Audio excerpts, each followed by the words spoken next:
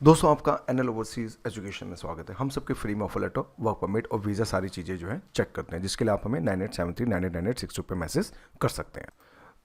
Boss, आज मैं लेके आया हूँ सिंगापुर का टैप, यानी कि इसको टी पास भी कहते हैं, इसको टैप भी कहते हैं, इसको ट्रेनिंग एम्प्लॉयमेंट पास भी कहते हैं। इसको 3 नामों से जाना जाता है।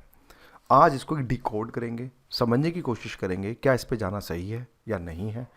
काफ़ी सारे रूमर्स इंटरनेट पे, यूट्यूब पे वायरल हैं, उस चीज़ को भी डिकोड करने की कोशिश करेंगे। क्या इसका सच में प्रोसेस टाइम 15 दिन का ही है, इस चीज़ को भी समझने की कोशिश करेंगे। क्या एक जिसको कुछ नहीं आता वो एक आदमी जा सकता है, इस चीज़ को भी समझने की जो कोशिश करेंगे। पहले समझते हैं, क्योंकि काफ़ी लोगों को ये भी नहीं पता सिंगापुर कहाँ है। कुछ लोग अमेरिका के पास सोचते हैं, कुछ लोग अफ्रीका के पास सोचते हैं। तो पहले इसकी लोकेशन को, जोग्राफिकल लोकेशन को समझते हैं। देखो आप देखें, अगर आप ध्यान से देखें, ये रहा हमारा इंडिया और ये रहा सिंगापुर, यानी कि जस्ट मलेशिया के बॉर्डर के पास ही छोटा सा एक आइलैंड है। दिल्ली से भी छोटा है, उतना ही बड़ा सिंगापुर और हाईली डेवलप्ड एरिया है। हाईली डेवलप्ड मतलब इसके जीडीपी अगर बात करें तो इसकी पर कैपिटा इनकम काफ़ी ज़्यादा, अगर मैं बोलूँ तो टॉप 4 टॉप 5 में आती है। इसके साथ मैं प्रूफ पे भी बात करूँगा। मैंने ये आईएमएफ का डेटा उठाया है। आईएमएफ आपको पता है, जैसे कि वर्ल्ड बैंक्स होते हैं, आईएमएफ होते हैं, उसका डेटे के हिसाब से 2025 के डेटा के हिसाब से नंबर 1 पे पर कैपिटा इनकम, जो देखो टॉप कंट्रीज बाय जीडीपी पर कैपिटा, फर्स्ट पे लग्जमबर्ग है, आयरलैंड है, थर्ड पे स्विट्जरलैंड है, फोर्थ पे सिंगापुर आता है। यानी कि कहीं ना कहीं ये टॉप 4 में अपनी जगह बना के रखा है। तो यानी कि ये बात समझ आ गई कि सिंगापुर के अंदर जो भी जाता है एक बढ़िया पैसा कमाता है। जैसे आदमी मलेशिया जाता है तो 40 से 50 एक लेबर क्लास सैलरी है, दुबई जाता है तो 30 से 35 हज़ार एक लेबर क्लास सैलरी है। ऐसे सिंगापुर में है तो कम से कम लाख रुपए एक लेबर क्लास सैलरी उसमें हमें जो है देखने को मिलती है। एक तो ये बात समझ आ गई। दूसरा, सिटी को देखें तो काफ़ी ग्रूम सिटिंग है, मतलब डेवलप्ड है, हाईली डेवलप्ड है और एक सिस्टमेटिक एक सिटी हमें जो है देखने को मिलती है। अगर अपन इंडियंस की बात करें तो आपको यहाँ पे मैक्सिमम तमिल्स ज़्यादा मिलेंगे, ठीक है। तमिल्स आपको साउथ इंडियंस उसके बाद आपको ज़्यादा मिलेंगे, फिर बाद में जो बचा कुचा हिस्सा होता है वो नॉर्थ इंडियन का हमें जो है देखने को मिलता है। अगर हम बात करें तो तमिल्स पुराने सिटीजन्स भी, उन्होंने सिंगापुर का पासपोर्ट है उनके पास, और सिंगापुर का पासपोर्ट पे आप ऑन अराइवल अमेरिका भी आप जा सकते हैं, आपको जैसे कि पता हो, क्योंकि एक स्ट्रॉन्गेस्ट पासपोर्ट में सिंगापुर का पासपोर्ट जो है दर्ज होता है।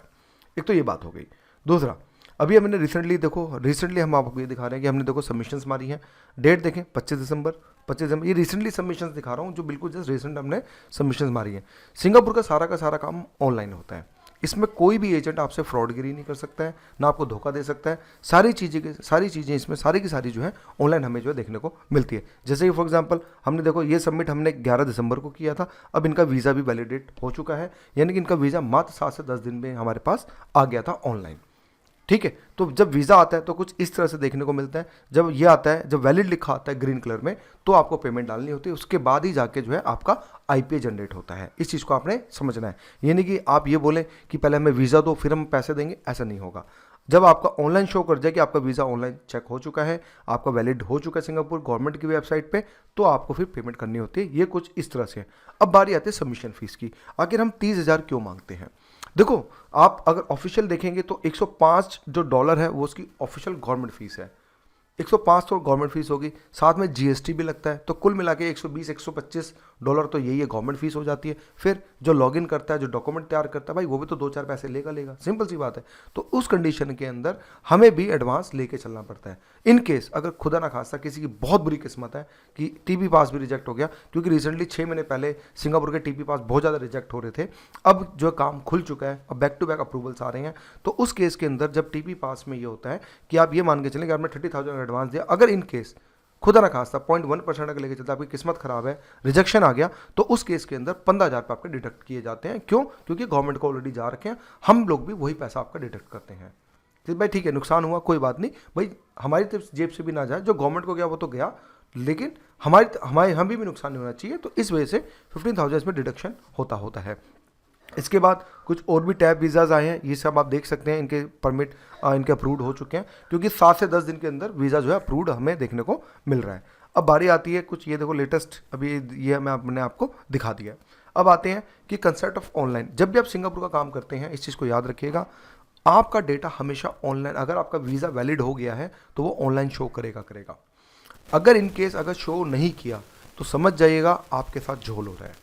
पहली बात, चाहे आपको आईपीआई भी पकड़ा दे, चाहे कुछ भी पकड़ा दे, कुछ ये भी बोले कि आप एयरपोर्ट पे जाएं फिर जाके चीज़ें अपडेट होंगी, तो समझ जाना एजेंट आपसे फ्रॉड करने की कोशिश कर रहा है। कुछ ये भी बोले हैं कि नहीं आप सिंगापुर पहुंचेंगे तो आपका फिन नंबर एक्टिवेट हो जाएगा, ऐसा कुछ नहीं है। जब आईपीआई जनरेट होता है तो उसमें फिन नंबर भी एक्टिवेट होता है, तो फिन नंबर के थ्रू ही चीज़ें जो है निकल के आती हैं। तो यानी कि कुल मिला के कंक्लूजन ये हुआ, इस चीज़ को समझने की कोशिश करें कि कंसेप्ट ऑफ ऑनलाइन का मतलब ये है कि जब आपका वीज़ा आ गया तो बॉस वो गवर्नमेंट की वेबसाइट पे 100% चिल्ला के बोलेगा कि मैं वैलिड हूँ। ये चीज़ आपने समझ के चलनी है। अगर आपका डिटेल गवर्नमेंट वेबसाइट पे नहीं आया, नो रिकॉर्ड फाउंड आया, इसका मतलब समझ जाइएगा कि चीज़ें आपके साथ बिल्कुल झोल हो रही हैं और आपके साथ एक स्कैम होने की कगार पे स्टार्ट हो चुका है। हमने काफ़ी लोगों को बचाया है इस काम के अंदर। काफ़ी लोगों ने हमें मैसेज करें कि हमारे पास आईपीआई आ गया है, लेकिन हम जब डिटेल चेक करते हैं तो उनका कोई भी डेटा फाउंड नहीं आता। तो हमको क्लियर कट बोल देते हैं भाई ये आपके साथ स्कैम हो रहा है, ये चीज़ आप समझ के चलिएगा। ये बात क्लियर हो गई। अब आते हैं इसमें क्या होता है। ये देखो, ट्रेनिंग एम्प्लॉयमेंट पास होता है मतलब कंपनी एक ट्रेनिंग प्रोग्राम में आपको बुला रही है, इनवाइट कर रही है टेक्निकली 3 महीने के लिए।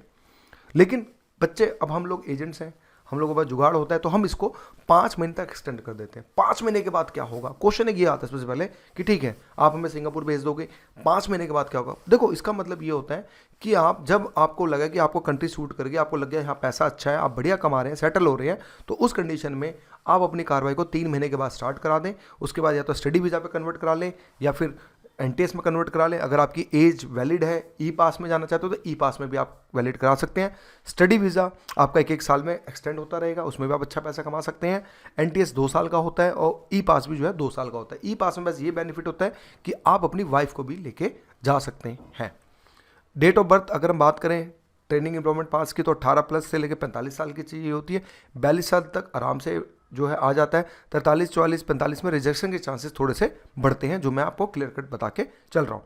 ट्रेनिंग एम्प्लॉयमेंट पास में देखो, अगर मैं बात करूँ फूड और रूम सेल्फ होता है, रूम तो सेल्फ ही होता है। फूड कहीं कहीं फ्री मिल जाता है। अगर आप डिश वॉशिंग में, क्लीनिंग में, रेस्टोरेंट में कहीं काम कर रहे हैं तो आपको खाना मिल जाएगा। अगर आप पार्सल डिलीवरी में काम कर रहे हैं तो उसमें फिर खाना और रूम आपका अपना होता है। फिर गुरुद्वारा भी एक ऑप्शन में जो देखने को मिलता है।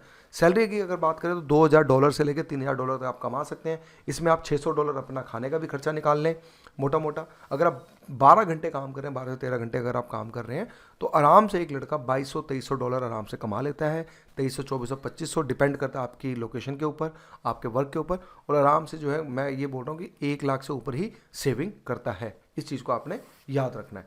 अब अगर आपने बढ़िया पैसा कमाना है तो आप पार्सल डिलीवरी में जो बाय फुट होता है उसमें जाएं।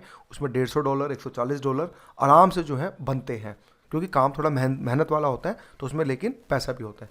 लेकिन कंक्लूजन क्या है, अगर आप टैब पे जाते हैं, अगर आप 12 घंटा मेहनत करते हैं, हार्ड वर्क करते हैं, तो ये बात आपने ध्यान रखनी है सर कि कम से कम आपने जो भी इन्वेस्ट करेंगे आप डबल निकाल के लाएंगे। ये हमारी तरफ से शॉर्टी होती है। तो एक तरह से विन विन सिचुएशन, नई कंट्री को एक्सप्लोर करने का आपको मौका मिल जाता है। ऊपर से जो आपने इन्वेस्ट किया उसको डबल आप लेके भी आते हैं। तो ये सारी चीज़ें हमें जो है देखने को मिलती हैं, ये मैंने आपको बता दिया। तो इसके लिए हमारी वैकेंसीज ओपन है, आप हमारे कॉन्टैक्ट नंबर पर कॉन्टैक्ट करके हमसे कॉन्टैक्ट कर सकते हैं। तो आज की वीडियो इतना ही। Thank you for watching my video.